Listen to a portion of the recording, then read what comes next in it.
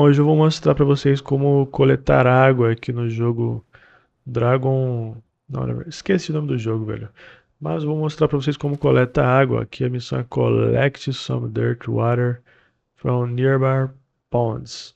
Então, saindo aqui do acampamento desse ferreiro aqui, a gente vem para a direita aqui. Infelizmente o jogo aí não tem português inicialmente.